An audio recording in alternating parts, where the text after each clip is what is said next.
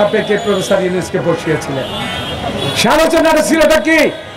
সে আলোচনাটা ছিল যে প্রফেসর ইউনূসের মধ্য দিয়ে ন্যায়সঙ্গত বা জরুরি ভিত্তিতে নির্বাচনের মধ্য দিয়ে একটি নির্বাচনের সরকার দিবেন। আলোচনা ছিল স্বৈরাচারী সরকারের বিরুদ্ধে দ্রুত বিচার ব্যবস্থার মধ্য দিয়ে এই সরকারের গণতান্ত্রিক রাষ্ট্র ব্যবস্থার মধ্যে ত্যাগ করিয়ে দেওয়া। কিন্তু আজকে সে সরকার জনগণের কাছে আজকে প্রস্তাবিত হয়েছে, জনগণ আজকে ঐক্যবদ্ধ আবার হচ্ছে, জনগণের রোষানলে পড়ছে সরকার। আমরা এই সরকার প্রধানকে বলতে চাই, আপনি একজন আন্তর্জাতিক একজন বিজ্ঞজন, দুনিয়ার মানুষ আপনাকে একজন পণ্ডিত হিসাবে মনে করে, আপনি নোবেল পুরস্কার অর্জন করেছেন। সেই শেখ হাসিনা আপনাকে ঝাড়ু পিটা দিয়ে সুদখোর বলে আপনাকে বের করে দিতে চেয়েছিল। খালেদা জিয়া আপনার পাশে দাঁড়িয়েছিল সেদিন। আজকে কথাগুলো ভুলে যান কিভাবে?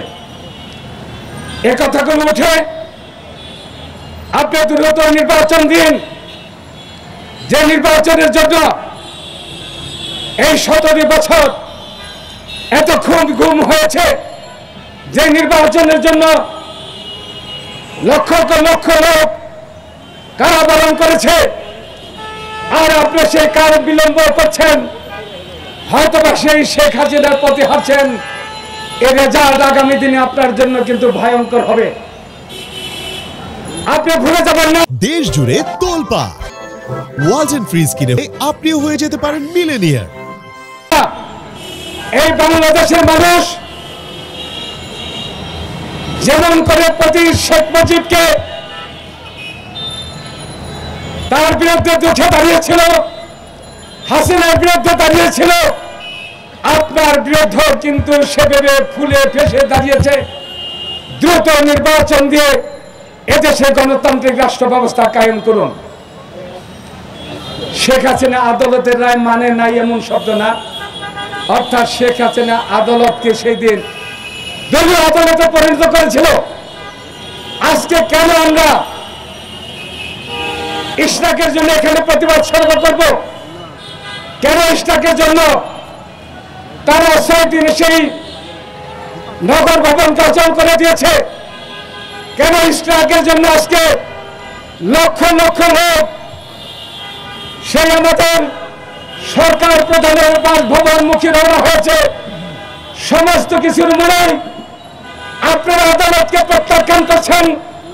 যে আদালত বলেছে, যে আদালত সরকার, যে আদালত রায় দিয়েছে, সেই জনতার মেয়রকে শপথ নেওয়ার জন্য যে রাষ্ট্র, যে নির্বাচন কমিশন থেকে তাকে গেজেটভুক্ত করেছে মেয়র হিসাবে, আজকে তার বিরুদ্ধে তাকে মেয়র হিসাবে শপথ দিতে দিচ্ছেন না।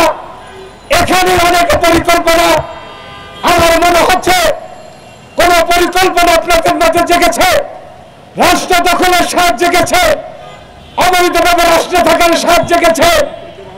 আপনাদের বিরুদ্ধে কিন্তু সেই জনগণ যে কথা আগে বলেছি ফুলে ফেসে উঠেছে। দ্রুত নির্বাচন দিন, আর আজকে কালকের মধ্যে এই রায়ের আদেশ মেনে দ্রুত আমাদের ইশরাকে নগর ভবনে বসার শপথ দিয়ে দ্রুত তাকে মেয়র হিসেবে সরকারের পক্ষ থেকে ঘোষণা দেওয়া হোক। আর নয়তোবা আপনাদের বিরুদ্ধে দুর্বার আন্দোলন অপেক্ষা করছে, যে আন্দোলনের প্রস্তুত হয়ে আপনাদের বিদায় নিতে হবে। আপনারা নিরপেক্ষতা হারিয়েছেন। আমি সরকার পক্ষকে বলতে চাই, আমি প্রফেসর ইউনূসকে বলতে চাই, যাদেরকে যে সমস্ত, আমি অর্বাচীন বলতে চাই না,